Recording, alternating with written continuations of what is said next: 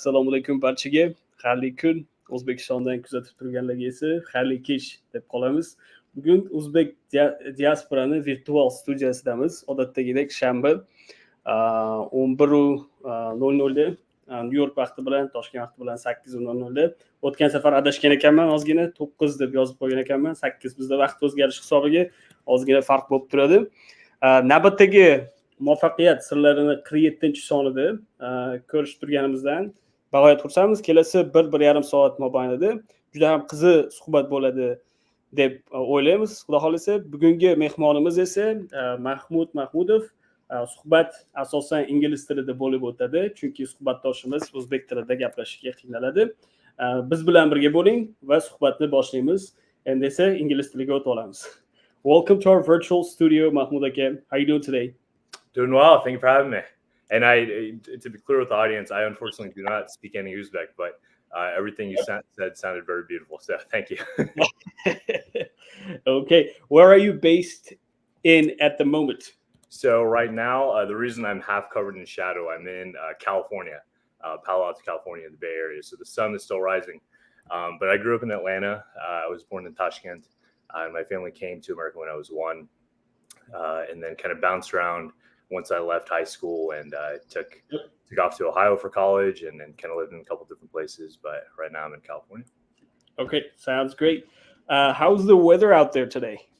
It's good. It's sunny. It's kind of cold, but I'm alive, so I can't complain. It's a good day. Awesome. Let me do a quick, brief introduction to our audience. Mahmud Mahmudov, born in Tashkent to Uzbek and Uyghur parents, grew up in Atlanta, Georgia, and currently lives in Palo Alto, as he said, California. JD candidate and Knight-Hennessy scholar at Stanford Law School. He played college baseball and earned a Bachelor's of Art at Oberlin College in Ohio and read for an MPhil, I don't know how to say that, in political theory at Magdalen College, Oxford in the UK. Before law school, Mahmud worked in politics and with the federal government, including roles on Biden 2020 campaign and at the White House. At Stanford, he founded the Law School Democrats of America, and he serves as a co-president of the Asia Pacific Islander Law Students Association. He looks forward to continuing his career in writing, social entrepreneurship, and public service after law school. I don't know what social entrepreneurship means, but we'll definitely dive into all the details of this introduction, let's say. So, as usual, let's start with some blitz questions. And it doesn't require long answers. You can answer as however you want. What is one positive and one negative feedback that you received growing up? Oh, wow. Negative. I used to be very shy. My dad actually took me to Taekwondo classes so I could learn to stand up for myself. And, I don't know how good I am in physical combat these days, but I think it definitely helped with the courage a bit. A positive, maybe, I think just by nature of how I grew up and where I'm pretty sure if my family was not the first, we were one of the first Uzbek American families in Atlanta, Georgia, which is a very diverse place.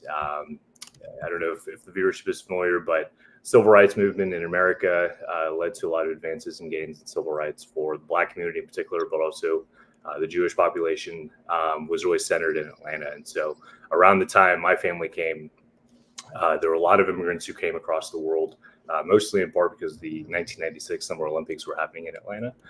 So I grew up in a very diverse place. And as a result, I think I learned to really respect and get along with a wide group of people. And so not necessarily anything special about me, but I think if you grow up in Atlanta, you have kind of this inherent respect for other cultures. And that's something that I was very proud to have a part of my life growing up. How is the Uzbek, how big is the Uzbek diaspora community out there? It seems like it's growing every day. Every time I come home, my parents have new friends that they're excited to tell me about, and I'm excited to see that. But when we grew up, honestly, it was primarily, as far as I knew, just my family. So my mom has 9 sisters.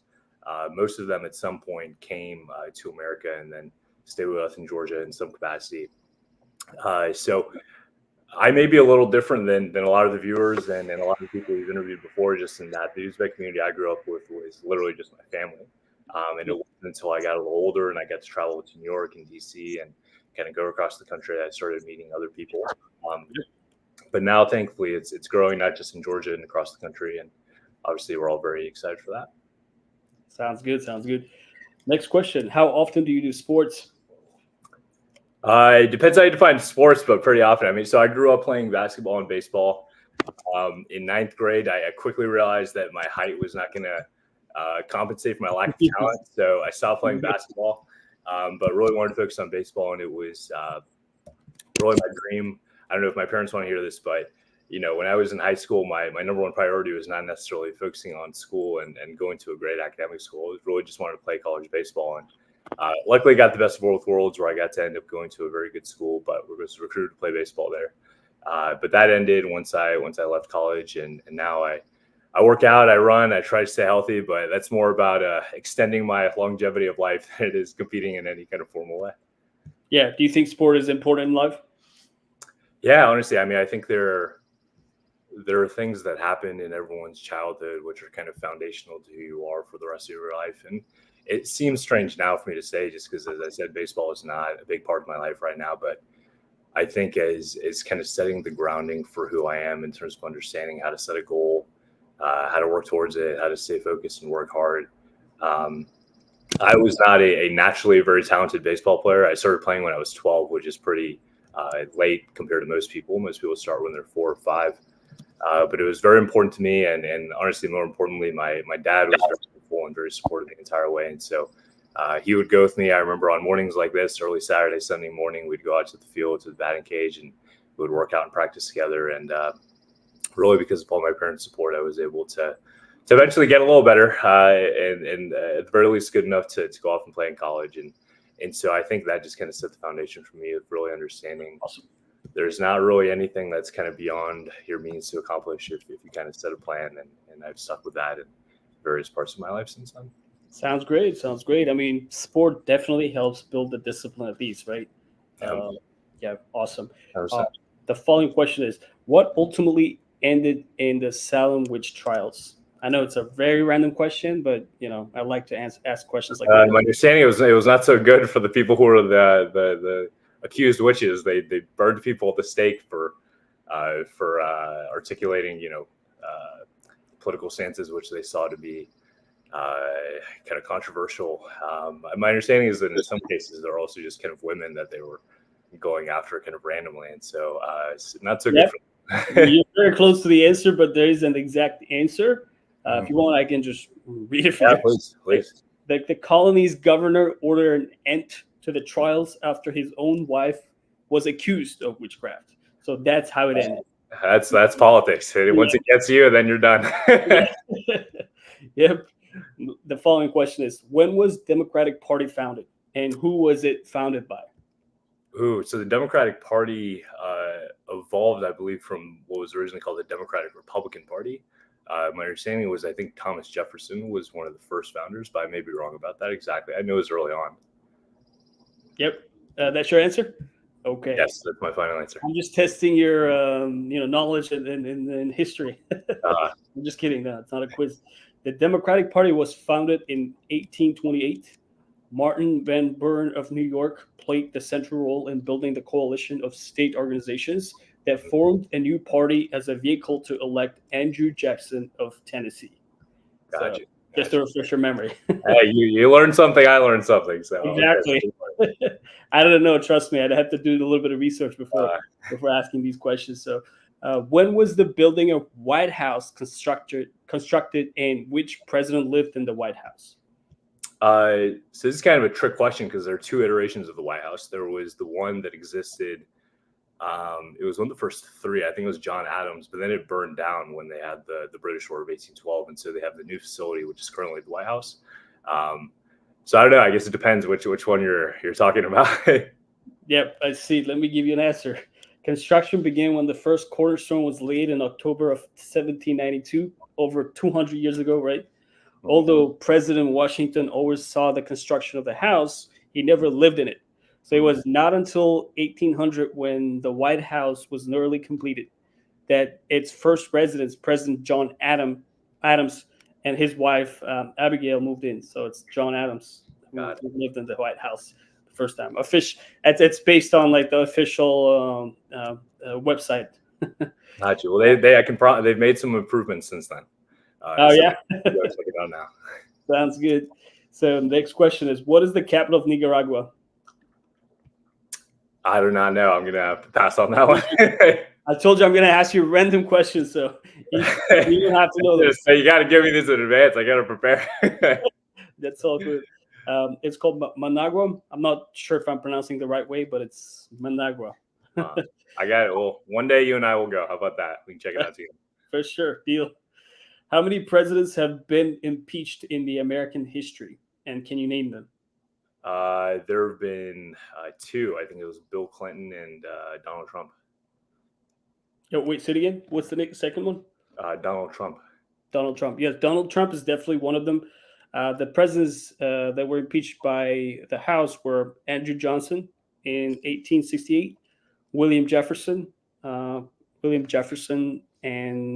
1998, and then Donald Trump in 2019 and 2021. He was impeached twice, actually, which is interesting. What is the most abundant element in the universe? Carbon? You're close, but it's hydrogen. Yeah, I'm glad I'm not taking the SAT right now. Not doing particularly well. Not on Earth, but in the universe, I said. What 5 countries formed colonies that will later become part of the U.S.? Which 5 countries? Which 5 countries, let's say. Had colonies that would later become part of the U.S.? Yep. Say the U.K., France, Spain. Is this a trick question where the Continental Congress and the first U.S. counts? Yep. Let me tell you. You're right. I think it's not the UK. I think it's England, France, the Netherlands, Russia, and Spain. So those were the countries. Yeah, because Alaska. Gotcha. Alaska. Yeah. Exactly. What is your favorite cuisine? That's the last question for you. The easier one. Oh, that's tough. I'm gonna go with. I'm supposed to say Uzbek right now because we're on this channel. But I'll be honest and I'll say Persian. That's all good. You Persian can name another one. Okay, sounds good, man. All right, let's move to the main part of our conversation, and let's start with your childhood stage of your life. Let's talk about your childhood and school years. Where did you grow up for the most part? Yeah, so when we immigrated to the United States, first we lived in Atlanta for 2 or 3 years. Then we moved to a suburb of Atlanta called Norcross. But most of my time growing up was in a town called Lilburn, which is about 40 minutes outside of Atlanta. And we still live there. I was actually working for the past 3 months for law school credit, but I was staying at home back there. So my parents are still there. I love our home. It's a great place. If anyone ever wants to come to Atlanta, let us know. So your parents have never moved from there?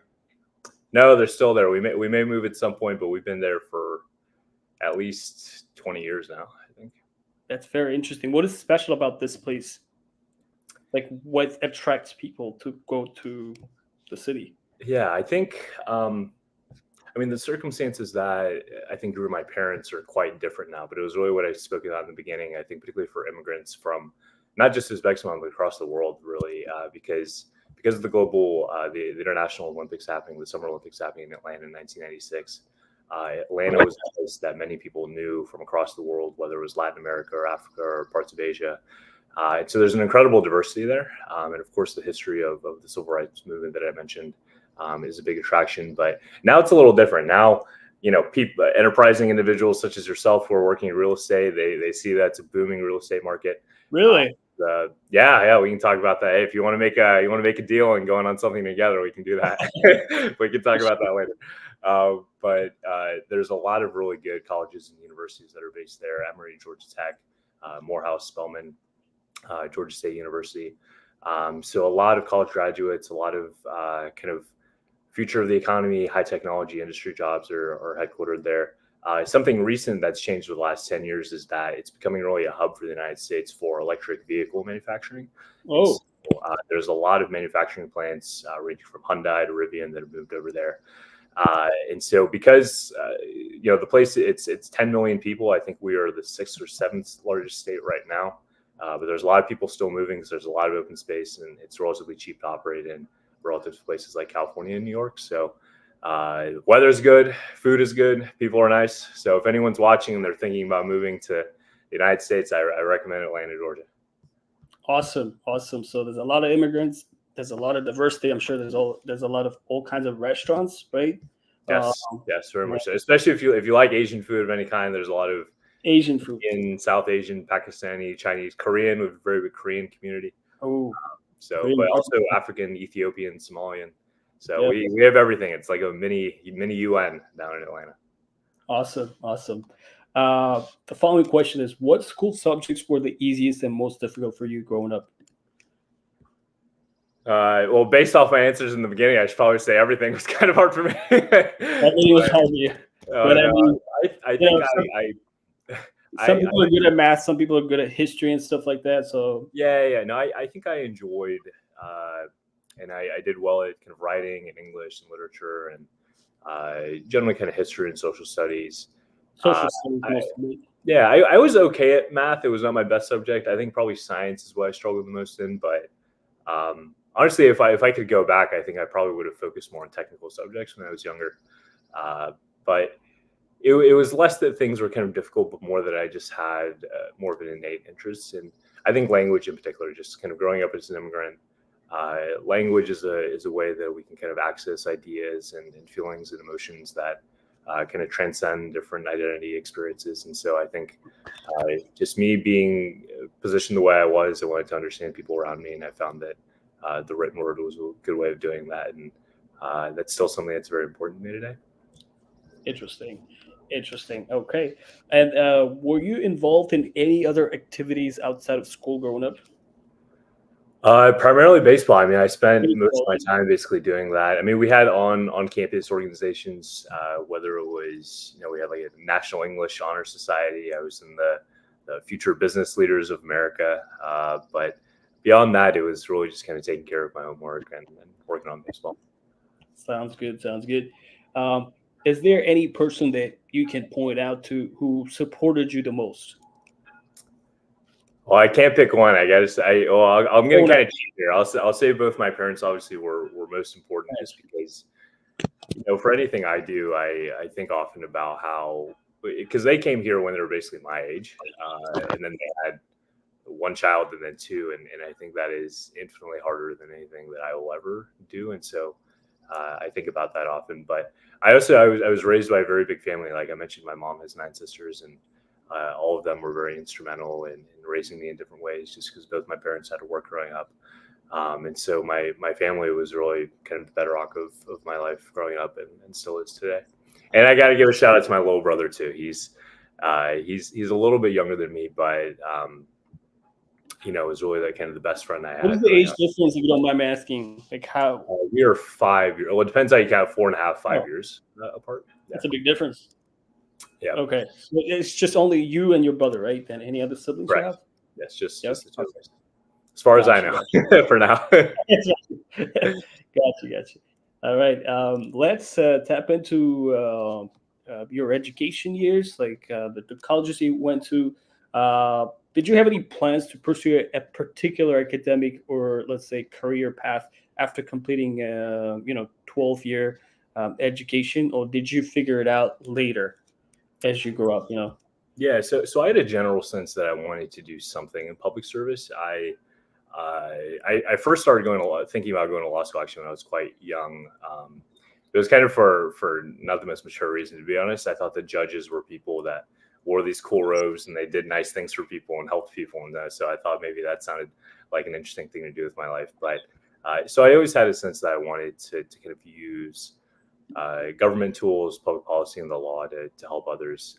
And then when I got to college, just because I had that kind of vague sense, I really threw myself into a lot of internships, different extracurricular opportunities that helped me narrow down in more on what I was good at and what I enjoyed. And that's how I ultimately kind of found public policy and politics. Gotcha. So if you paid attention, we're going in a chronological order. So I'll be asking like about each stage of your life, the colleges and universities that you went to. Okay, and then in 2012 and 2016, you went to Oberlin College in Ohio, right? Yep. If you could maybe dive into your school years and if you can talk about the environment, the education system, the subjects that that you took, and general information. Yeah, I had a real going to Oberlin was very good for me because I learned a lot, not just really academically, but about the world and I think America and how it's structured. I went to a big public high school for high school. And in all the preceding education I had, I went to public schools. Oberlin's a private school, and there are a lot of people who are coming in from very different backgrounds than me. And so, where I grew up in Lilburn, people who are rich are basically like car dealership owners and the like. And then I went to Oberlin. I met a lot of people whose parents were bankers and lawyers and worked in finance, and that was a very different experience for me. Just kind of seeing what they kind of did in their free time, what they prioritized personally, and I think that I benefited a lot from kind of seeing the range of different experiences that people have in America. And for me, it was exciting just because I was around all these very interesting people who had super different backgrounds. I had access to resources that I didn't have when I was in Georgia.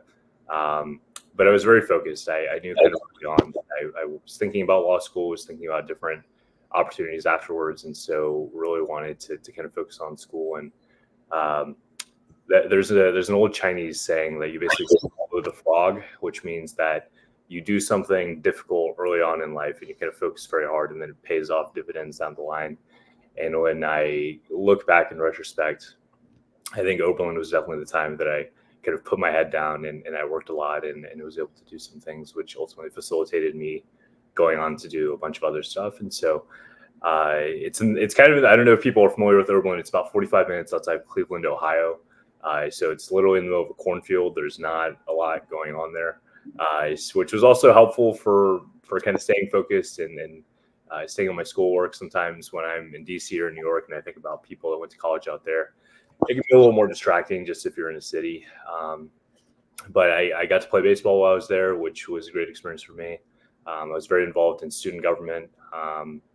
And really, I think I gained a lot of confidence in myself as a leader and was able to push forward some initiatives and projects that I kind of first came around to the idea at Oberlin that things don't necessarily just exist randomly. I think growing up as an immigrant, a lot of my mindset was I need to figure out how the world works, and invariably it exists the way it does because people did it the way purposefully. But I think when I was at Oberlin, I really started to see things kind of happen randomly, and oftentimes they're a result of people kind of making self-interested, selfish decisions. And if you have an idea of how the world should look like differently, then you should be affirmative about that and speak up about it and see yourself as a leader in that as well. So that's kind of what Oberlin did for me. Interesting. You definitely have, as I mentioned at the beginning, a very different sort of background compared to other immigrants. I think maybe because you're, first generation American, I would say, right? That was raised in Uzbek family with Uzbek culture, I believe.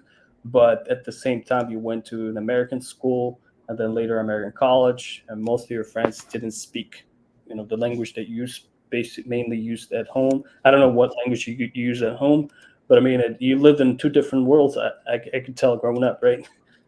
Yeah, no, very, very much so. I mean, so I spoke Russian as my first language growing up. There were some Russian speakers at Oberlin, but they were of Russian ethnicity or Ukrainian or Eastern European. Right. I don't think there were any other Central Asian people at Oberlin when I was attending.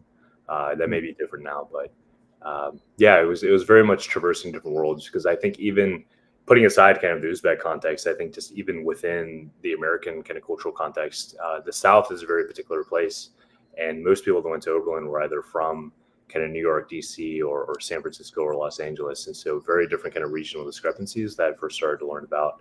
And I mean, we can talk about this more, but my understanding of those regional differences definitely grew as I kind of went on and lived in different places as well. Gotcha. Sounds good. Thanks for sharing.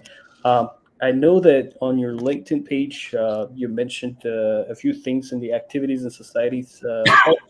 It says, I don't know how to pronounce it the right way, varsity baseball, and then student senate.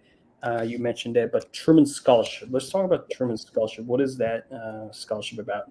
Yeah, so the Truman Scholarship is an award given by the federal government of the United States. So basically, every president has a memorial that they have. So if people have been to Washington, D.C., they've probably seen the Washington Memorial. It's the big kind of stick thing in the middle of the National Mall.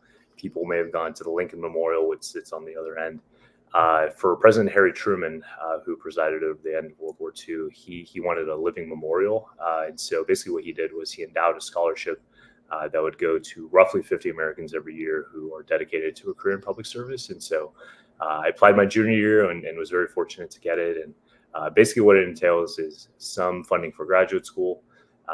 But more importantly than that, it's a community of people who are all interested in public service that I've leaned on a lot during my career to kind of bounce ideas off of or look for job opportunities. And I'm very, very lucky and feel very fortunate to be a part of the Truman Scholarship community.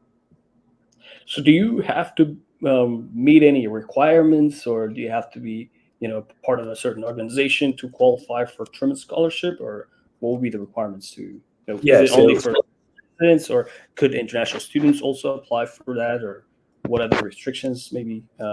Yes. So my understanding is that, and this may have changed recently, but when I applied, you had to be either a U.S. citizen or you had to have a green card. Okay. I believe DACA recipients were also eligible at the time I was applying. But basically what you need, there's no kind of grade cutoff. And informally, I think it's kind of known that you need to be around a 3.5 GPA or higher. But it's primarily not an academic scholarship. It's more about demonstrating that you have a vision and commitment for leadership and public service. And so that looks like very different things. So for me, I did things kind of prior, doing things now that are kind of in the political space. One of my cohort mates, he's a dentist, and he's very focused on serving underserved communities that don't have access to dental care. Other folks work on more international development issues. And so anything that kind of serves the greater public good is kind of the basis of that. Gotcha. It can look very, very different. And they pick someone from every state. So I was the scholar from Georgia, but they usually pick one or two from every state. Yep. I see that a few comments have came in, and let's go through them. Someone mentions your name. Let's see. Could you tell me how you decided to participate at Stanford? I just wanted to throw it out there and say, like, most of our viewers are from Uzbekistan. Not most, yes. Like they say 60, 50% of them. And, in Uzbekistan, there's a trend going on. A lot of young people are learning English. They may not be perfect. Like they may not be very fluent. They may make some mistakes, but you try to understand when you read the comments and stuff. So, but I think we could answer some of their questions. We'll definitely tap into the college Stanford, and then Khalimopa. She's a very active active viewer. Hello, you have a nice interview today. Yes, as always, we try to invite people who are so nice. That's a friend of mine, Java. Early bird gets the worm. I don't know what he was referring to. Provide more details, please. Let's see. Abbosbek John. I have questions. My first question here is about reputation of lawyers. What do you think? Why young children, I think the youth, let's say, want to be a lawyer when they were studying school or when they were young. So basically, why would young people want to become a lawyer? I think that's the question, as far as I understand. Yeah, definitely. I can talk about that. So I think there's kind of two aspects to that. There's a young person perspective, and then there may be kind of a more mature, older person perspective. I think for young people, generally the interactions you have with the law early on, if they're not personal, come through the media. And so you see depictions of, I don't know if people have read the book To Kill a Mockingbird. You have Atticus Finch, who's kind of the main trial lawyer there, and he's kind of securing justice for people. So I think for people who are inclined to want to help others, they can see the law as a useful tool towards doing that.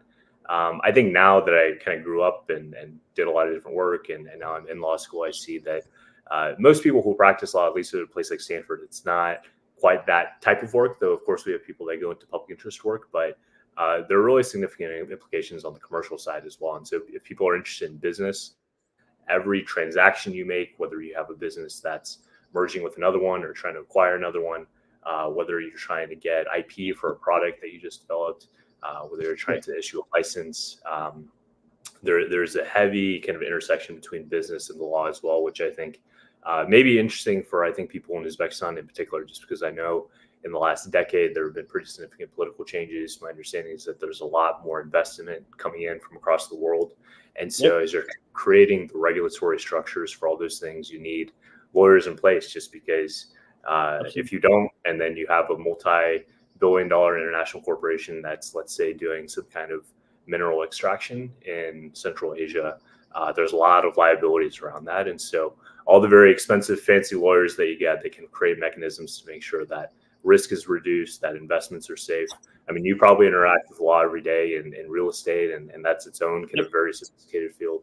But yeah, I think for people who like kind of thinking analytically, who like reading and writing, whether you care about public service or you want to do something a little more kind of commercial, law is a good path to go down. Okay, awesome. Hope we're able to answer the question. Thank you, Big. Everyone who are watching us, don't hesitate to throw your questions or comments in the comment section. We'll definitely make sure we'll read them and try to get an answer for you guys. Let's see. Khalima says, I do hope that either you will share a recording. Yeah, it automatically records and uploads it to LinkedIn, YouTube, and Facebook. And you can, if you're following our page, you can find it in the live section on YouTube. Let's see. Yuldu says, we're proud of you. Robert Azat, he's one of our active members as well. As an immigrant, do you consider young people at some point should change the place they permanently live in, although they are quite comfortable where they are now? Have you ever regretted coming to the U.S.? Very strong question. Yeah, I mean, I didn't really have much choice in the matter. I was one when I came, so my argumentative skills were not particularly developed at that point. I have never regretted being here. I think there's a political philosopher. His name is John Rawls. He has a test called the veil of ignorance, and the premise of it is basically if you did not know what the circumstances of your life were going to be, what set of outcomes would you want that would make it most likely for you to be happy? And I think in the United States, something which is not perfect, and we're struggling with it presently, and we're trying to get better at it. But for the most part, if you are a person of any identity, from any background, you can come here and kind of figure things out. And I think, of course, people face this challenge in different ways, but my parents didn't know English when they came here. They didn't know anyone when they came here, and were able to become successful, and we have a very happy life. And but at the same time, and there's a lot. I was very lucky when I went to Oxford. I lived in England for 2 years. That's the next question that I was going to ask. We can go to that then. Yeah. I mean, as I said, we're going in a chronological order. I don't want to interrupt you, sorry, but let me give you the next question. How did you decide to go to the UK to pursue a master's degree? There's tons of options for great colleges in the US. University of Oxford is one of the top and most prestigious universities in the world, right? But I mean, it might seem like an obvious question, but there's a lot of great colleges in the US, right? And what made you go to the UK to pursue your next education? Yeah, so I was not planning on going to graduate school, actually. So I was particularly interested in this award called the Rhodes Scholarship, which is an international award. I believe started in the early 1900s by a guy named Cecil Rhodes, who is, people can read about him, kind of a brutal history, but he was a large industrialist down in South Africa who had Cecil Rhodes. He was the founder of the Rhodes Scholarship and kind of ran a big diamond conglomerate back in South Africa. But he had endowed a scholarship basically to try to equip young people. And at the time, it was basically people in the UK to go to Oxford and kind of develop as leaders. And over time, that's changed. It opened up to the United States. And as of right now, actually, it's open to every country in the world. And so we have scholars from Russia, from Palestine, from Sudan, from every corner of the world. And so Really, it was more so that I was interested in that opportunity just because when I was in college, I didn't have the chance to study abroad. Um, and I knew I was going to go to law school at some point, most likely.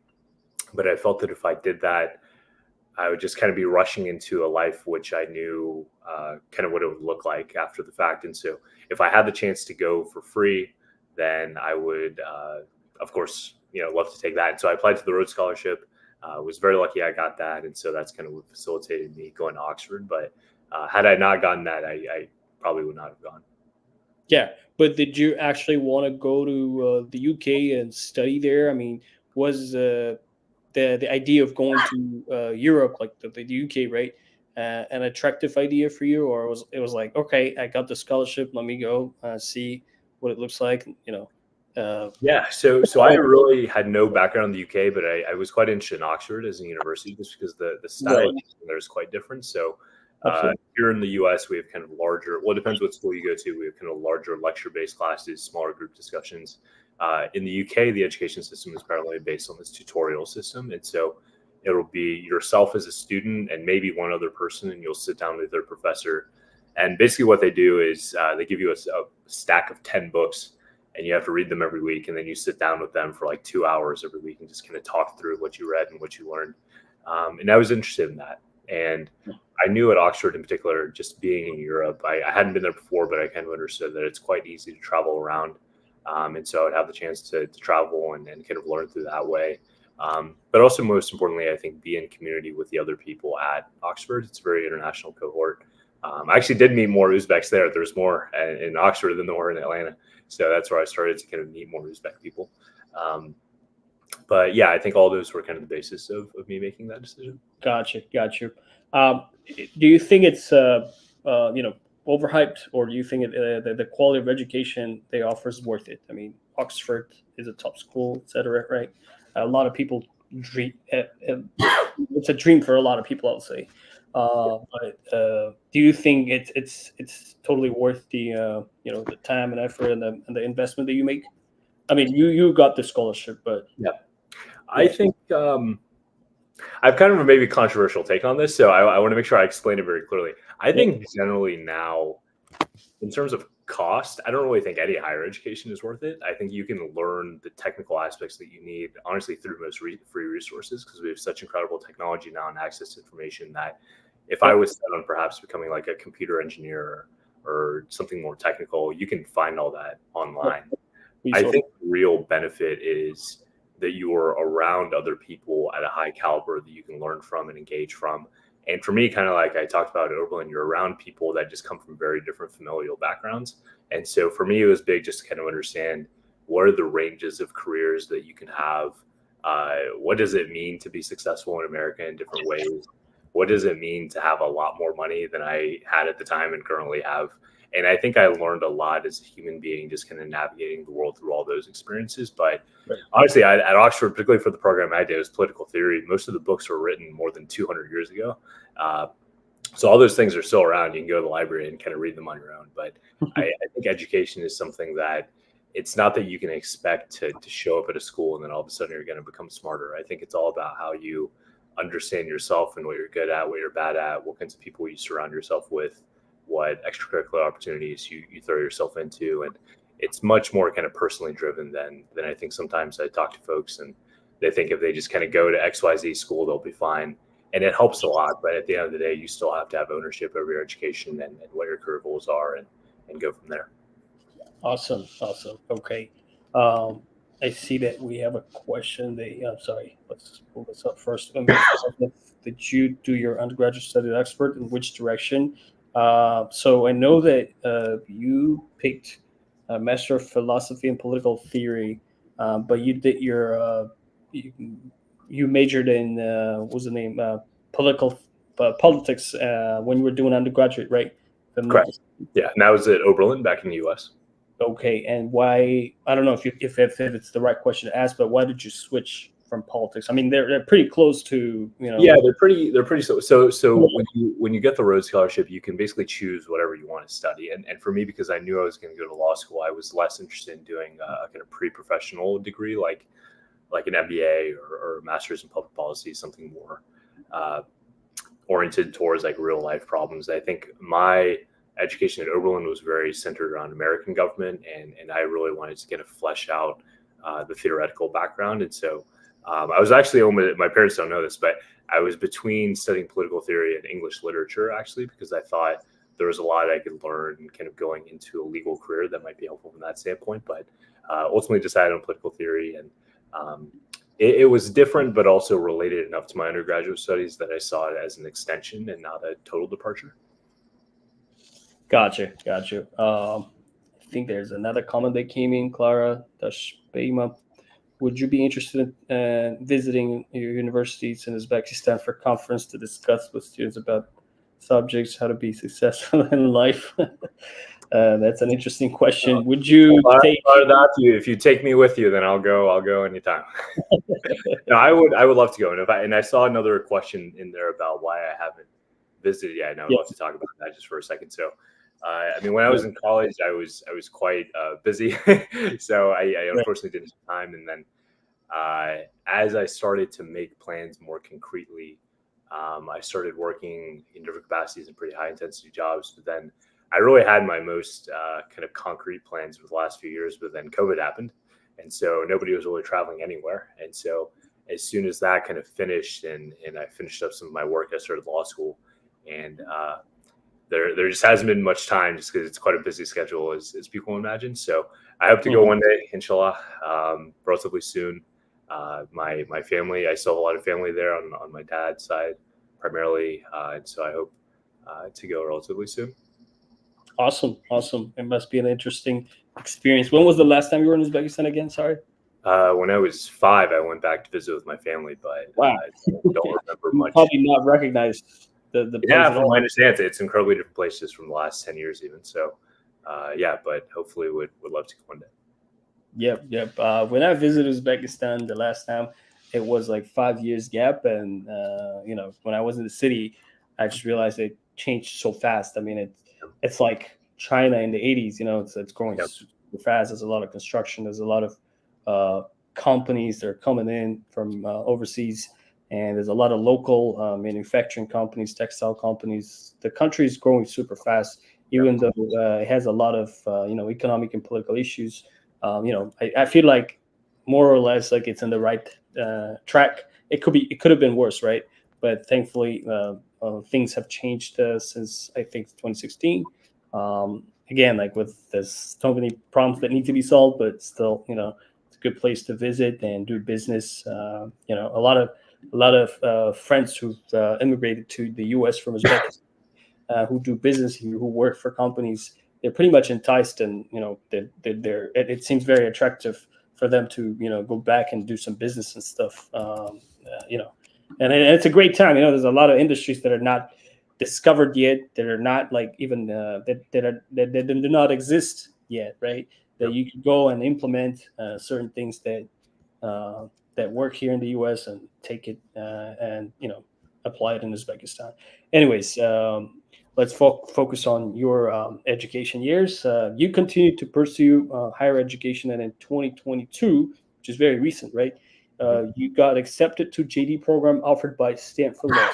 Yep. Let's dive into the details of this. I mean, from one top college, you just graduated, and then I think there was only there was no gap almost, right? 4 years. So I worked for 4 years. Yep. Yeah, right. That you decided to pursue a higher education, which is JD, which is equal to what do you call PhD, right? Pretty much, but in law. In a way, so it's basically the professional degree you need to practice law. So across the world, there's bachelors of laws. It's somewhat different in the United States in that you're not qualified to practice law in the United States based off purely an undergraduate degree. There are some places you can study law for an undergraduate, but you still need to go to the JD program to practice. And so I actually speak with many Uzbek Americans who are attorneys that want to come practice in the US. They would pursue something different called an LLM, which is a conversion degree, which allows you to be licensed to practice law. But it's my first legal degree, so I'm pursuing the JD. Mm-hmm. Awesome. And how did you like the school in general? I mean, the experience, the quality of education, the community, and everything. I love Stanford. This is the happiest place I've ever been in my life. It's a great time. But I mean, you haven't graduated yet. Sorry for interruption. Correct. I'm about halfway through, so I will graduate, God willing, June 2025. Yeah, that's what I saw on your LinkedIn profile. Yeah, sorry. Go ahead. Yeah, so I'm about halfway through, but I've really enjoyed it. I think particularly because I worked for 4 years beforehand, so I had a pretty clear sense of what I wanted to do and what I didn't want to do. Great. And it's a very small school. I know basically all of my classmates. Everyone's incredibly kind. We have great professors. This quarter, I'm actually taking mostly schools that are not in the law school, which I think is a testament to kind of Stanford's university as a whole. To the extent people know about Stanford, they might mostly know it. It's kind of being based in Silicon Valley. There's a lot of business, tech entrepreneurship that goes on here. So I'm taking 2 classes in the business school this quarter. I'm taking a class in the environmental sustainability school. I'm actually taking a class in the medical school right now. So there's a lot to learn, I think, that's additive to my legal studies that isn't formal legal in nature. And it's also just, I don't know if people have been to the Bay Area. It's a beautiful place. I wish I could show you outside, but it's sunny basically every single day. There's rabbits running around and beautiful flowers, and it's a great place to Valley, right? It's called Silicon Valley. Yeah. And I mean, I went to, the beach is 30 minutes away. The mountains are about an hour away. I think What's the closest beach to Palo Alto? The closest one is Half Moon Bay. So Half that's Moon about Bay, 35 minutes. But then in between there and San Francisco, there's like 10 different beaches you can go to. And I think I've gone to about half. So yeah, it's great. I love it. People should come to Stanford. Awesome. Yeah, I lived in the California, San Francisco Bay Area for about 4.5 years, between like 2014 and 2018. Yep. And I traveled pretty much to any part of Bay Area. I know Palo Alto. I know there's a lot of big corporations there. I think Facebook is even there, right? And, Facebook is here. The other day, or yesterday actually, I was driving on the road and I saw the new Tesla truck. And then turned to my right, and the Tesla headquarters is right there. So, I mean, all of the big kind of tech companies are all based out here. And it's been very interesting for me because that's very much not my background. But getting to know those people and kind of seeing that even if you're a lawyer, the world and the economy and government and society is changing so much that you have to have some ability to converse in technology. And I think being here, I've really appreciated that. I'm learning the law very well. We have a great law school, but there's a broader world that I'm exposed to that I'm learning a lot about as well. So I've had a great time. Awesome.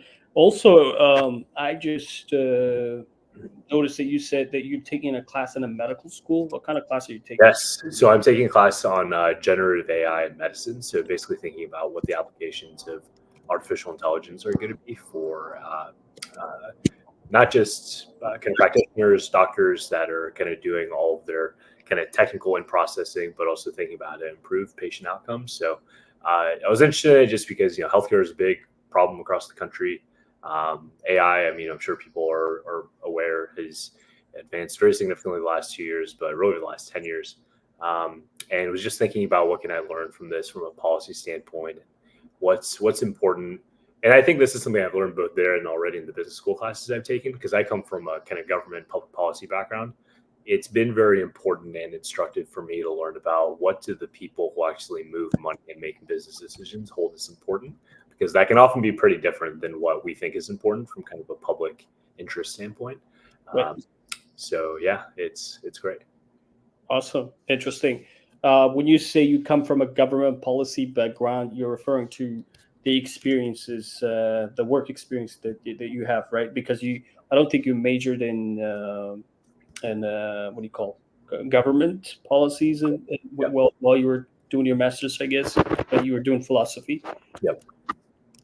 Okay, gotcha. Let me see if there's any questions. You're living more than 20 years in the U.S. Can you tell me give me the secret of America, basically? Why is it a good place to be in? I think it's a very general question, but if you have any answer, read it. Answer, but it is a land of opportunities, in terms of job opportunities, building businesses and stuff for sure. But what else is good about America? What makes it different than Europe, let's say, for example? Yeah, I mean, I have two answers. One of which I don't mean to be facetious, but I think really what's made America successful over the last 300 years is the fact that we have two oceans that are on either parts.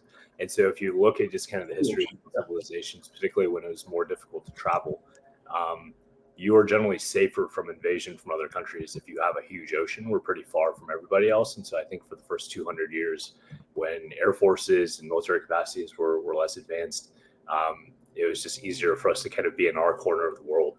But that's kind of my little answer. But I think more broadly as it applies now, I think we are still a relatively young country. I think compared to a lot of kind of the larger civilizations that have existed, we are the closest to a pure democracy, but even that was not the case until about 60 years ago. So I think right now, if people follow internal American politics, they see that we have a lot of challenges with dealing with kind of the increased diversity. The composition of our population is changing very quickly. I think there are implications from technology about how we kind of process information, which are making things very hard. But for the most part, and I will say this is, I think, more aspirational than it is true in practice right now, but there is the general idea that all people are equal, both in systems of governance and under the law. That hasn't really been true, but we at the very least hold that as an aspiration. And yeah, is it? Yep. Yeah. In addition to that, I wanted to say I was listening to a podcast yesterday by Patrick Bet-David. I don't know if you watch him or not, but one of the hosts was saying America is very messy. There's a lot of problems, but it seems like that until you compare it to other countries. So compared to other countries, it's way better in terms of. I mean, Winston Churchill had a quote about how when they've exhausted all other options, Americans will finally do the right thing. Yep. Which I think speaks to the fact that there's a lot of experimentation. There's a lot of mistakes which are made. But at the end of the day, we kind of figure it out.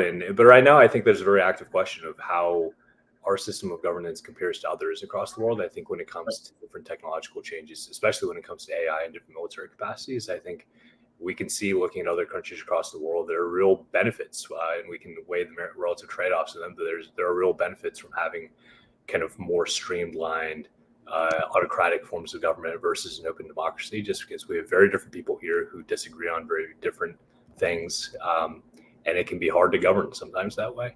And particularly that gets harder when you have less of a homogenous population, and there's a lot of different people here who have very different values versus maybe in a place like Uzbekistan. Well, Uzbekistan is not a great example because there's a lot of kind of ethnic diversity there as well, but let's say China, for example, which is much more ethnically monogamous, it can be easier to kind of get people on the same page in terms of what they think relative to a place like the United States. So, but there are trade-offs and benefits to both approaches.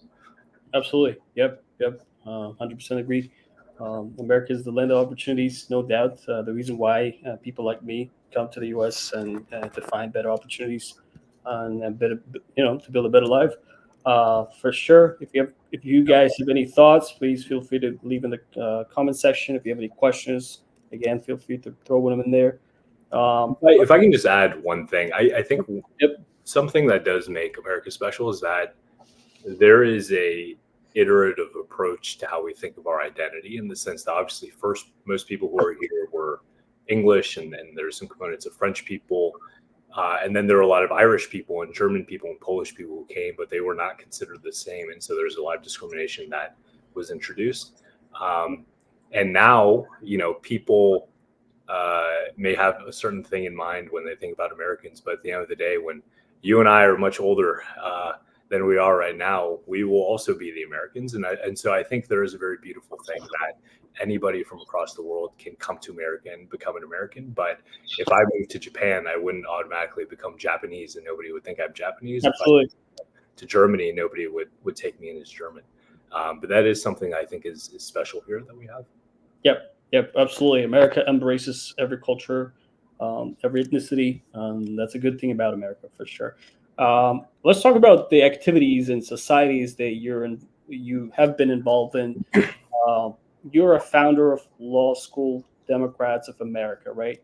Yep, correct. Is this an organization that you founded, or Yes. Okay, so yeah. So basically, what happened was I worked for a while before in politics before I got to law school, and I knew I wanted to continue work along those lines. But Right. I found that not just at Stanford, because I have a lot of friends that go to kind of the different top law schools in the country. There wasn't much of an infrastructure for getting practical experience doing work kind of at the intersection of law and politics. But there's a big interest. Obviously, there's a lot of things going on in the world that people are concerned about, and so they want to be involved. So what I really wanted to do was create a mechanism by which people could, number one, do real work, and so they help out on campaigns both last year and this year, but they can also get to know people who are kind of further along in their careers through different networking and mentorship opportunities to kind of think through what their lives could look like with a legal degree beyond just kind of the traditional legal paths. And we've had a pretty good impact early on. We've raised a few $1,000s to be able to support people to do these kind of internship fellowships directly with campaigns. I had lunch with one of our members last summer, this really kind of skinny Indian guy, and he told me he was thinking about running for the state Senate, which is a state legislature seat in Georgia.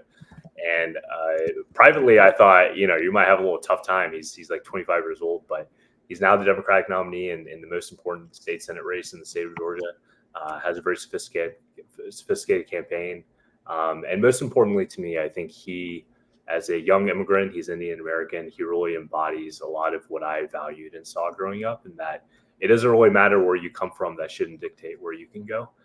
So we've been supporting him and have gotten some other people different jobs in the voter protection space. So it's definitely been a big part of my experience in law school, and a bit of a departure from kind of the typical path that generally people go to law school, they study very hard, and I do try to work hard to be clear, but they may go and clerk or they work at a big law firm, and those are all good things to do. But I just knew kind of to feel fulfilled and make best use of my skills. I wanted to do something a little more entrepreneurial, and so I've pursued that. Very interesting. So he's running for state Senate, is that what we said? Correct. Yeah. So we have the federal government, which has the U.S. Senate. People might be more familiar with, but all the different states have their own legislature, and so we have the state Senate, and he is running for the most competitive seat there. If people are interested in reading about him, his name is Ashwin Ramaswamy, Indian American, and it's also been very heartening for me just because I'm Uzbek. There's not a lot of Uzbeks. Indian Americans are a much larger Asian American group, but they generally are not as involved in politics. And so I talk to a lot of young people who are high schoolers who tell me, I see Ashwin running, and that really inspires me to do something like this in the future. And that was something that I wanted to kind of make sure happen, just because, as I mentioned, I grew up in a place that was very diverse, but there's kind of the same typical people that get involved in this kind of work. And so to the extent that I could help other people kind of imagine a different world for themselves and their community, I definitely wanted to do that. Yeah, I actually noticed that you made a post about the person you're talking about, your friend that's running for what do you call it? State Senate. Yeah. I didn't, dive into all the details, but I definitely noticed, and I saw the photo as well on LinkedIn. I'm a little sneaky before I do the interviews. I have to sneak in and see what the people. Of course, you can look up anything you want. Yeah, yeah. Okay, great. Let's see.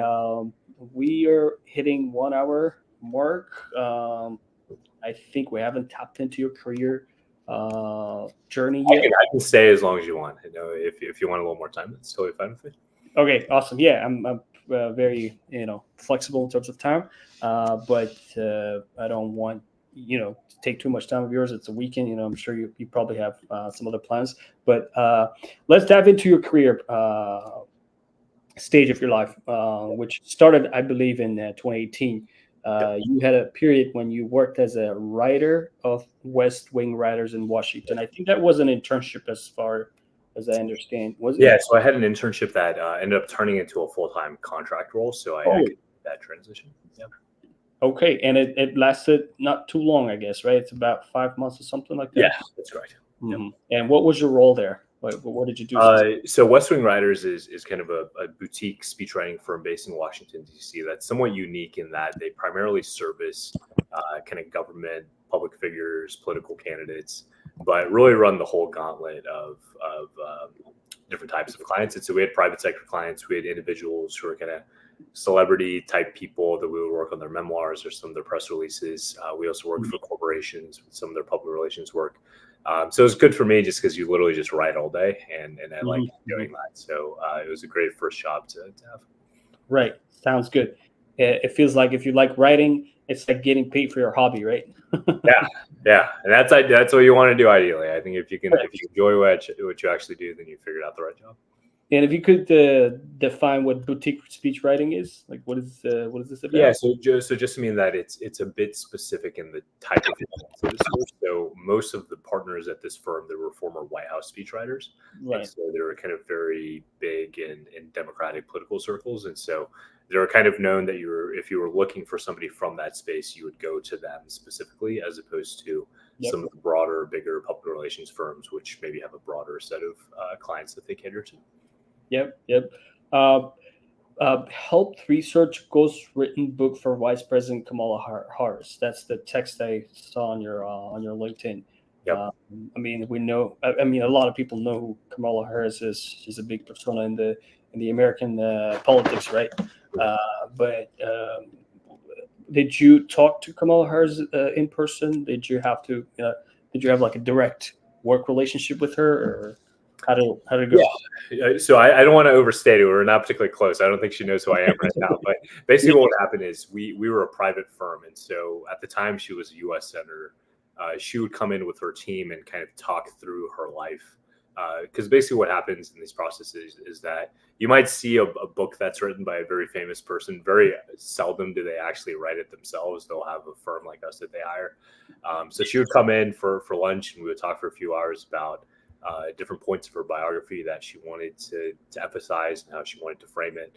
And then we would get to work to kind of write all that. So my role in all of that was kind of the research component. And so basically, if she had a scene, let's say in Oakland where she grew up in the 1980s or whatever it was, I would basically do some of the background work to flesh out what the environment looked like at the time so we can make the story come alive.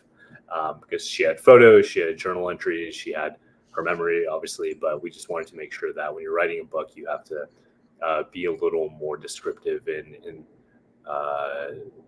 the background of what the place was. And so that was my primary role. Mm-hmm. And you also got a sandwich for her. Is that right? Yeah, that's a much longer story, but one day I did have to go get her a sandwich. Interesting.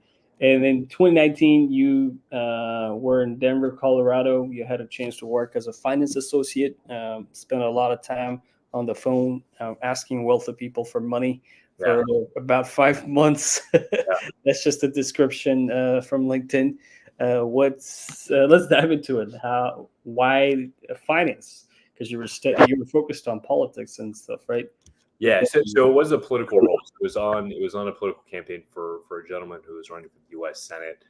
For better or worse, a lot of modern American politics is money, and so the reason I joined that campaign was because it was one of the biggest Senate campaigns that was happening in the country, and I wanted to join a team early on. So I cared less about what my specific role was going to be, and just more so I was going to be one of the early people, just because I understood that even like with a company or a startup, if you're coming in early, you kind of have to play a jack of all trades role. And you learn a lot about the organization as a whole. So what I ended up settling into as a role was I was the call time manager. So I sat with the candidate as he called many people for money and kind of listened to those conversations and helped them prepare to be successful in that. But ultimately what ended up happening, the reason it was a short role is because the former governor of the state, he was running for president at the time, but he dropped out of the presidential race and then he joined the Senate race. And obviously, he was a very formidable candidate because he was the former governor. And so all the other candidates, including the one that I was working for, ended up dropping out of the race. So we were basically out of a job. He turned out okay because now he's the mayor of Denver and seems like he's doing very well there. But yeah, that's kind of how I ended there. Is this part of like campaign work or Correct. Yeah. So it's a campaign. So people may have picked up campaign work is not the most stable thing in the world if that's something you're interested in, just because people can drop out at any point, and at that point you're done. So basically you're collecting donations and correct. Yeah. So you call it a donation, like in technical terms, or is it more like a investment? Or it's not an investment for sure, right? No, it's more kind of explicit fundraising. So, but beyond the raising of money, I think particularly when you're dealing with kind of the kind of donors that exist in the political world, there's a lot of research that you have to do to understand what do they care about, what do we want to emphasize, and so on and so forth. And so my role was kind of collecting all that information and presenting it to the candidate so that he could be as successful as possible in raising money. Right. Gotcha. In the same year, you joined Biden for president campaign and really learned a lot about Iowa, New Hampshire, Nevada, South Carolina, and COVID that you mentioned. Yes. And you also said at the end, we did it, Joe. I don't know who Joe is, but Joe Biden. Joe, he's watching us. Yeah. So I ended up over there. So I was coming away from the finance job, and I was not particularly interested in raising money anymore. And so I wanted to pursue more of a policy role, which is more aligned with my interests. And so there were only two campaigns that had policy roles that were hiring for at the time. The one that hired me was Joe Biden's campaign. So I moved over to Philadelphia, where the headquarters was. That's a big one, right? I mean, Joe Biden campaign is probably one of the largest ones in the country, no? They were, but at the time we were not and even now maybe not the most popular candidate. And so all the kind of cool, young, smart people I knew who were working on campaigns, they were helping people like Elizabeth Warren and Bernie Sanders and Pete Buttigieg. And Joe Biden was not really the campaign you wanted to join. I actually remember from the time that I started up until the South Carolina primary, our poll numbers declined every single day that I was there. And so I thought I must not be doing that good of a job if we're doing much worse after I joined. But presidential campaigns are strange things in that there's not really, it's not like, so my friend Ashwin, who I mentioned, he's running in a state Senate race, 100,000 people, very limited. You can kind of theoretically get enough volunteers to knock on the doors and talk to each of those people. Presidential campaign in a country where there's 330 million people, different global dynamics, hard to control things. And so it's more of just kind of going with the wind and managing things as they happen. But there's less of an impact that I think the staff really have on a day-to-day level. I think it's an important role, but I will never say that we, the staff, won that campaign for Joe Biden. At the end of the day, I think anybody who's able to become elected president has tapped into something larger that kind of gets into the zeitgeist of the country at that time. And that's more of a matter of history, I think, than it is strategy and tactics. Gotcha. Let's take a pause from your career path, and then I'll be asking some interesting questions.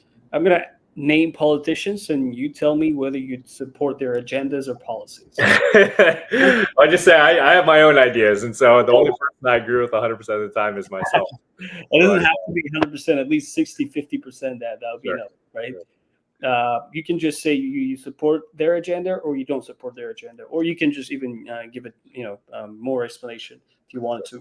Barack Obama. Barack Obama was the first person I ever voted for, so I was in support of President Obama. Okay, so you voted for Barack Obama. Interesting.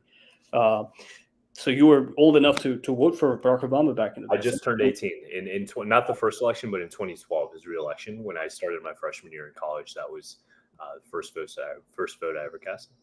Gotcha. I probably know the answer, but I'll still ask. Donald Trump. Donald Trump is an interesting guy.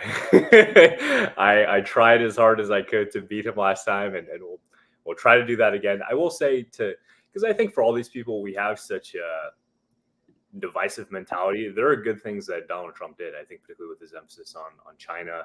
And I think there's actually a through line you can look at. I don't know if the viewers are familiar with who Bernie Sanders is, but I think Donald Trump and Bernie Sanders, both of those are people who focused a lot more on America having an inward approach towards taking care of our own people.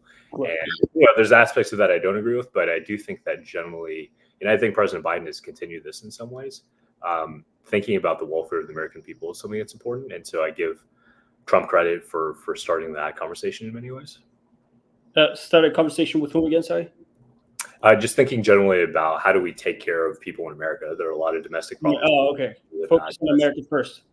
Right. Yeah, and I think that's something that Joe Biden will. I mean, honestly, there are a lot of things that Joe Biden has done that if you took away his name and face and I said he's done X, Y, Z, and I called it America First, we would say that makes sense. Trump probably did that, but we did the same thing.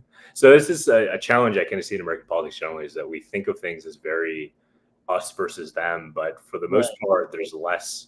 In some ways, there's very big differences, and I mean that's why I support the president. But in some ways there are not. And so, yeah, that's my thought. Sounds good. Sounds good. Yeah, that was sort of an expected answer. Sorry. There you go. Can you hear me? Yep. Can you hear me now? Yeah, I can hear you. My bad. There was a call. Next person is Vivek Ramaswamy. No. Nah, you don't support his agendas? Honestly, I don't really think I know what his agenda is, other than saying the most popular thing to whoever he's in front of at the moment. So, generally, I think I have a little skepticism of people that have no interest in public service and then kind of go into it. I think it's good to have a business background, but he was a little too out there for me. Right. Yeah. I mean, one of the rhetorics that he always comes up with is he's always against the establishment. He talks about the establishment, etc. But yeah, I don't want to dive into all the political stuff because it's going to be a 2-hour conversation. But yeah, I mean, generally, I'll just say to that real quick. I think it's always interesting to me people who are multimillionaires who say they're against the establishment. You are the establishment, So but they're not political establishment. They're the elites, the rich people. But they're not. Yeah, but I think something people don't always see in American politics is that it's often one and the same. I mean, there is a big nexus between people who are high levels in government and kind of the elite business people and finance people. Kind of talking about the job I had, we were raising money. Right. There is a lot of coalescing of interests between people that donate and people that make decisions. And so, Vivek Ramaswamy. I just give an example. I don't know if people are familiar with Robert F. Kennedy Jr., but he just picked a running mate who was his primary donor. And so he literally just picked the richest person he can to help finance his campaign to be his number 2. So I think if people kind of picked behind the screen a little bit, there's a lot more overlap in what we call the economic elites and the political elites in the country. Exactly.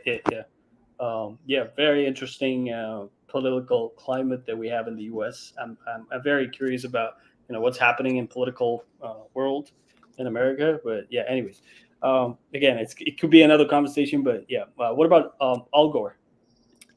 Al Gore, I mean, so I know Al Gore mostly as a post vice presidential president, right? Because I was like 6 when he ran for president, so I was not particularly aware of anything at that point.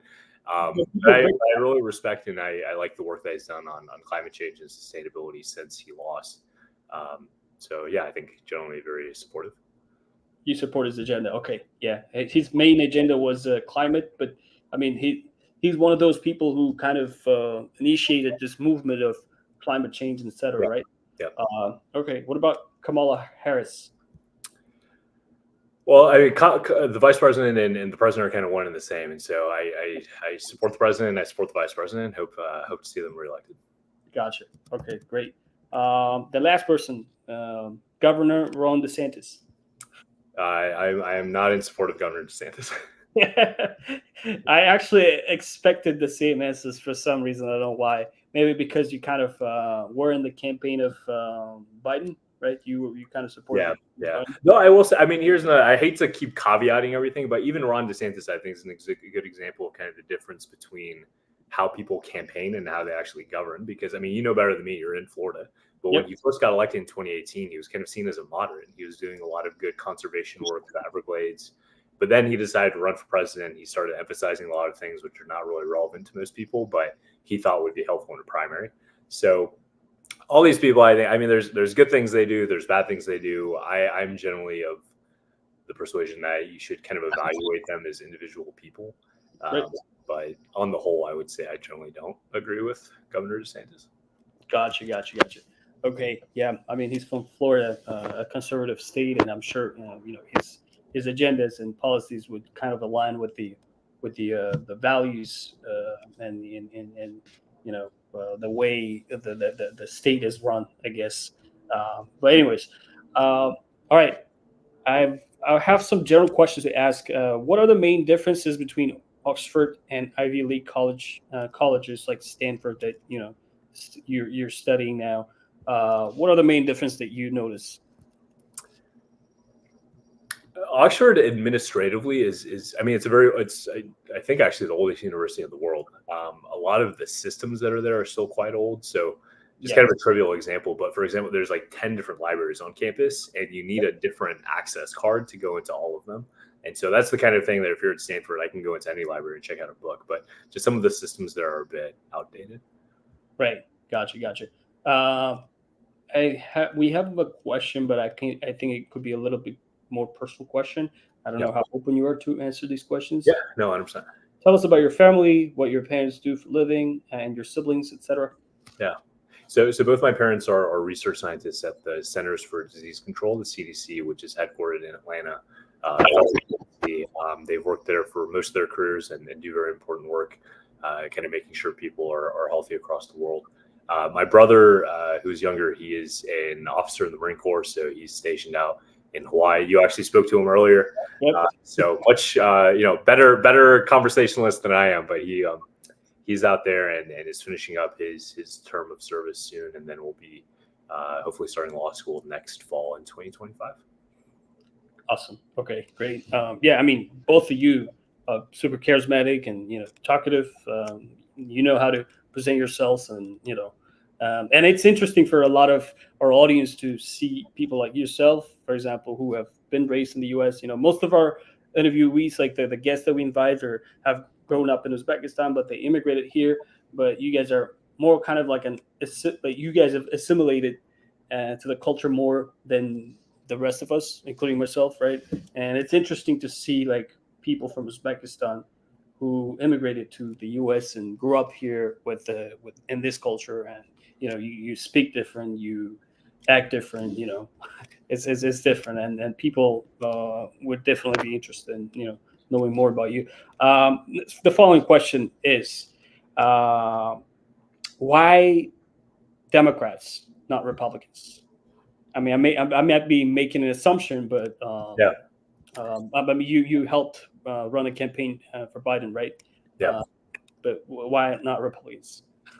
So the most important thing for me when I think about these issues is who is looking out for who.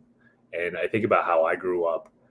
And I'll just put it simply: rich people have enough means and people looking out for them. We kind of talked about this a little. I can talk about it more, but there are many things in place in the United States where if you're rich, you will be okay.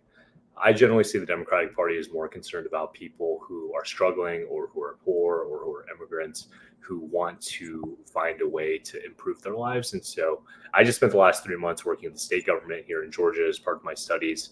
And there was a very stark contrast. So Democrats were doing everything they could to make sure that people had good schools for kids to go to, public schools, because not everyone can afford to go to a private school. Republicans are very different. They prioritize private education more. And if we care about how a society develops on the whole over time, it's important to invest in public schools. I'm somebody who thinks that healthcare is very important and people shouldn't have to go bankrupt if they go to the hospital. Democrats are and have done, the largest advances in that, whether it's the creation of Medicare and Medicaid or the Affordable Care Act more recently. And that's something that we continue to push on. And Republicans generally have not been particularly supportive on that front. I'm somebody who cares about the environment and the climate. And, the Republican Party still has people who deny that there are any adverse effects to interacting with the environment in a negative way. But at the end of the day, so on the whole, I vote for Democrats usually because I care about all those things. But as I said before, I think it's really important to kind of judge people on an individual basis. And I think a big problem we have in America right now is a person like myself might say, I'm a Democrat, or somebody else might say, I'm a Republican. Therefore, I'm not really going to think about anything, and I'm just going to vote for whoever the person with the right letter by their name is. And I think that gets very dangerous because once you start supporting a party over an individual or an idea, then you'll kind of go along with whatever they say. And there's a lot of problems that Democrats have. There's a lot of things both at the national and at the state level that I don't really agree with Democrats on.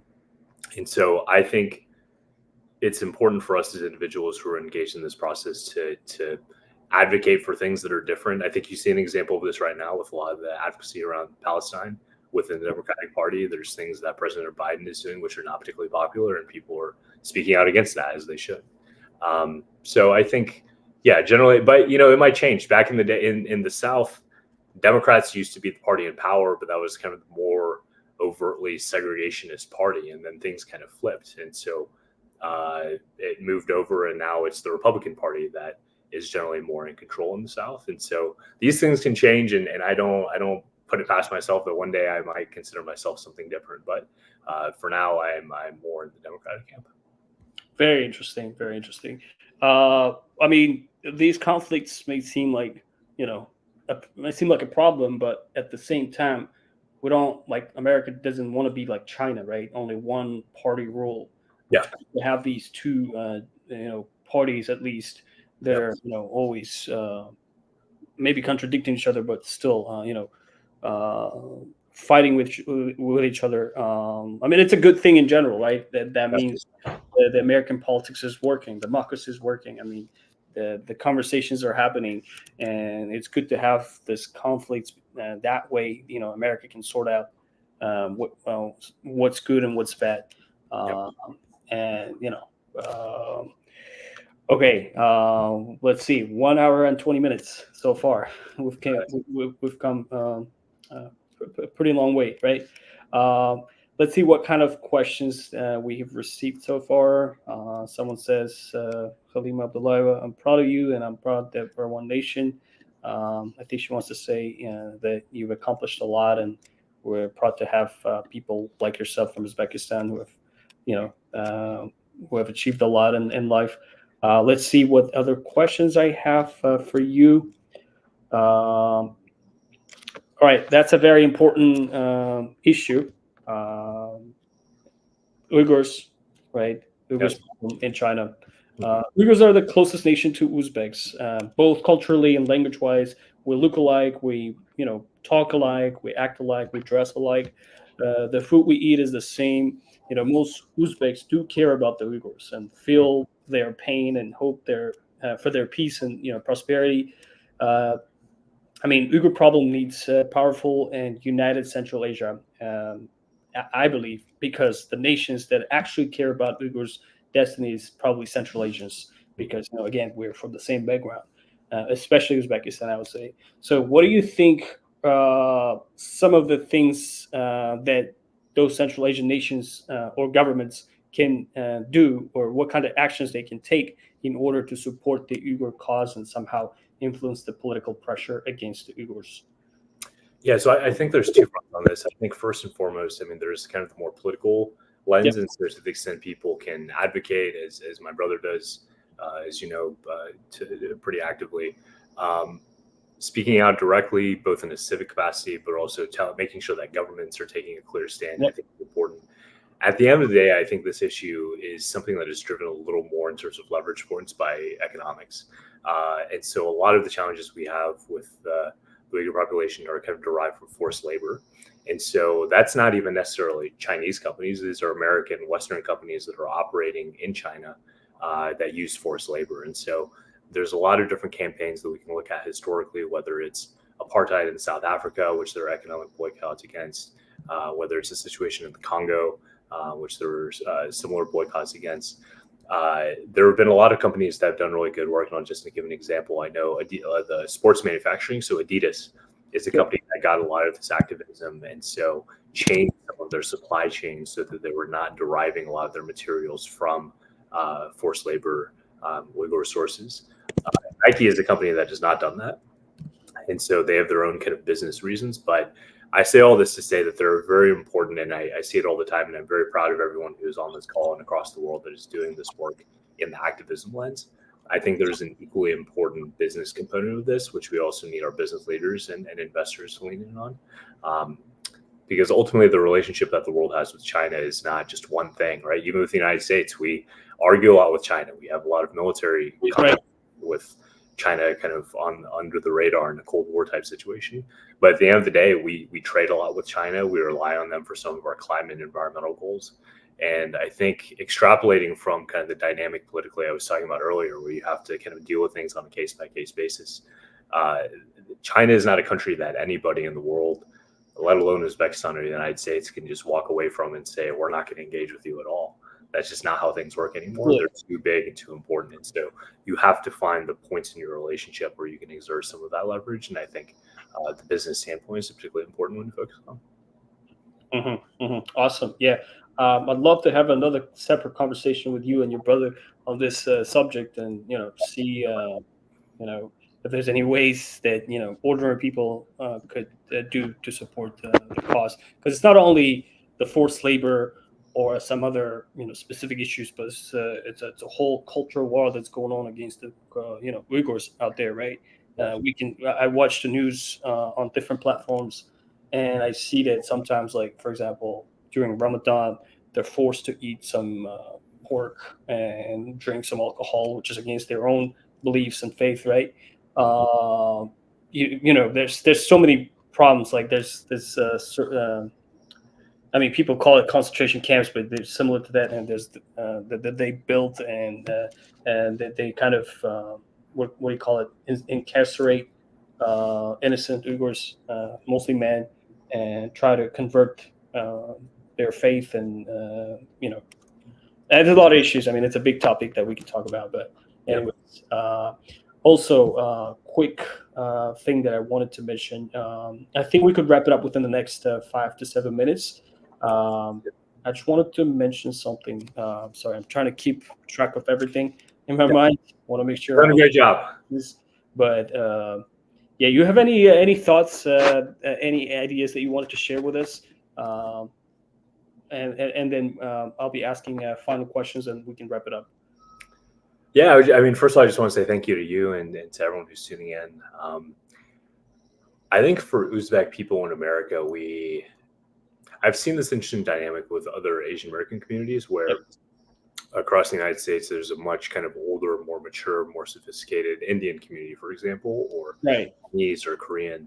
And you kind of go through stages as a community where early on, everyone is just kind of figure out how do you survive. The next thing is kind of integrating yourself into different civic, social opportunities to spread the word about community, help people find one another.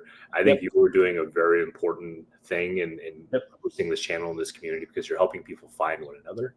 And there are a lot of random people like me across the world who otherwise would not know about just how big the diaspora is without that. So first of all, thank you to you for doing that.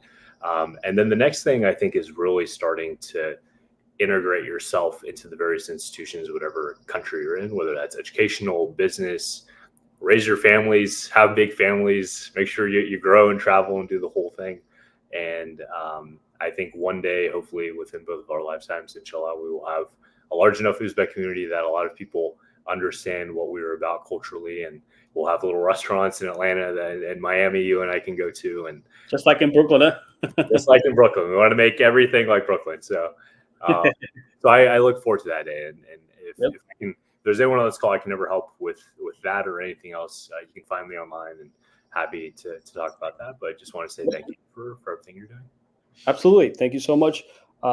Just random thought that came to my mind. I also follow some Uzbek social media contents, right? And I hear sometimes people saying like, oh, when people immigrate to different countries, they don't speak the language, they forget where they come from, and and it's a bad thing, and it's becoming a trend, and etc. But I don't think that way. Like, for example, looking at you and your brother, even though you guys grew up in a different environment, not like, let's say you were not exposed to the Uzbek culture as much as other people did, right? But still, like, for example, I know your brother is very passionate about the Uyghur topic. What I'm trying to say is, like, at the end of the day, people still do care about their ethnicity, especially people in America, I would say, right? Where they come from, their ethnic background, etc. So yeah, just wanted to throw it out there. And I also noticed that you posted a video of you talking to a small audience about your dad moving to the U.S., your family moving to the U.S., working at CDC for about 20 years, which is a long time. I was surprised when I heard it, like 20 years working at one organization. And your main subject line was about like prejudices and bias, and I like your conclusion. But I just wanted to play it for audience, and let them let them take a look and see what they think. Story about Jim Beam whiskey and Burger King, and no, this is not about a bad night in Vegas. I promise. These two things go together and they make sense. My story is actually about the importance of small acts of kindness in changing people's lives. But for all that to make sense, first I have to tell you a little bit about how I grew up. So I was born in Uzbekistan. My family came to America when I was 1, and they moved to Metro Atlanta. The year was 1995, and they moved to Atlanta because the Summer Olympics were happening there in 1996. So immigrants from across the world knew that Atlanta was a place where you could go, not necessarily speak English, but find some kind of work to do. Both my parents had gone to college. They studied chemistry in college, but they didn't speak English. So unfortunately, they couldn't leverage their skills to get jobs in a relevant field. But they both worked. My mom started off as a maid at a hotel. And her way of learning English was she took night classes at Georgia State University, which is in downtown Atlanta. And to let you know how out of it we were from mainstream American culture, what she used to do was she would take me to her classes. And in the Soviet Union, it was a common practice to leave your child on the sidewalk because it's like socialism and everyone's nice and they'll take care of everything. So she showed up for the first day of class and she left me out there, and a policeman came running after her and was like, "Ma'am, what are you doing?" She's like, "You'll take care of him, right? It'll be okay." And he was like, "No, we don't do that here. You cannot do that." So she learned very quickly. My dad had a different approach to learning English, thankfully. For me, he worked at a liquor store as a clerk, and he learned English by speaking to his customers and became friends with them. And this liquor store was in a strip mall next to a Burger King and a Longhorn Steakhouse. And that geographic fact actually ended up changing my life a lot, because as I grew older, we went to Longhorn Steakhouse and I noticed, why is it that all of our knives in our kitchen are the exact same as the one at Longhorn Steakhouse? And it turns out it's because the employees at Longhorn Steakhouse like to drink beer, and so they got to know my dad. But there was one man who my dad got to know the best. His name was Dayton Miller. And he would come in every week and he would get a handle of Jim Beam whiskey. And this is the South, and so Dayton Miller is this very kind of small, unassuming, but somewhat intimidating looking older white man. And so if you're from that part of the country, you might make certain assumptions about what he's like and how he thinks and how he treats people. And certainly you wouldn't assume that he would be friendly to a guy from Uzbekistan named Amir Mahmudov. But he became friends with my dad. He came every week, probably bought half the store of Jim Beam to fly out. But he talked to my dad, and my dad became very close with him. And he figured out that my dad had a background in chemistry. And it turned out that Dayton Miller worked at the CDC, which is headquartered in Atlanta, the Centers for Disease Control. And he realized my dad had a science background, so he said, "Why are you working here? You should come help us out." And so my dad said, "Okay, I'll do it." And so it came on as an unpaid intern at the CDC for a year. Eventually that turned into a job. And a couple years later, he was able to bring my mom in, and they've both worked at the CDC now for about 20 years. Wow. Fast forwarding many years, I grew up, many things happened. But I found myself having the honor of a lifetime over the past couple years. I worked in the Biden administration at the White House on the COVID response team. And I'll remember we were remote for the first couple of months because we were still in the midst of the pandemic, but we went to the office the day after the big 4th of July party we had on the South Lawn. And I came in wearing my suit. I'm very excited. I may be smelling a little bit like Jim Beam myself. Now I walk in and I'm walking down the hallway, and I heard someone call my name out. It said, "Mahmud, what are you doing here?" And I turned around and I saw this woman who I'd never seen before, but somehow she knew my name, which is kind of weird because it's like not a normal name. And she said, "Mahmud, you came to my house when you were 5 years old. You don't remember me, but my name is Maureen Barty, and I was your dad's first boss at the CDC." And Maureen ended up being one of my colleagues. I worked with her every day on the COVID response. She had been detailed to the National Security Council. And my life felt like it had come full circle in that moment. So I want to conclude with the lessons that I took away from this chapter of my life.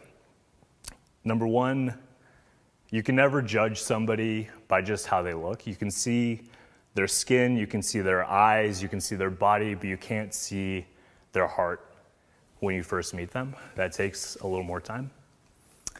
Number two, you never know how a small act of kindness to a stranger can really change not only their lives, but the trajectory of their entire family's lives.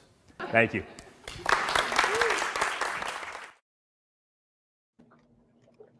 It's a great speech. I liked it a lot. I used to be a younger man. Thank you, Ben. So that was something I did for. So I'm here with at Stanford through a program called the Knight-Hennessy Scholarship, and so they had the opportunity to tell a story about your life, and so they ended up posting it. I didn't think it was kind of a random video. I didn't think it would get around, but a lot of people in Uzbekistan apparently have kind of sent this around. So it's been a real honor to do the most important thing, which is to honor the much harder work that both of my parents have done, and so I love them both and I'm very grateful for them. Absolutely. As you said, you can't judge people based on their skin color or how they look, how they smell, how they talk, right? Small acts of kindness can change the trajectory of someone's life. Sometimes we do some good things to people, and we never know, how it's going to impact the person. So thank you so much for being with us for over an hour and a half. Hopefully you won't regret the time that you spent with us. But not at all. I'll spend any time I can with you, man. Awesome. Thank you so much. And the final words, the final words that I usually say is the guarantee of peace and well-being in society lies only in knowledge. And we will continue our conversation with our compatriots who are well accomplished, who are educated, and have high intellectual potential in order to set an example for others. Thank you so much for your time again. I truly enjoyed the conversation, and I'd love this conversation to continue.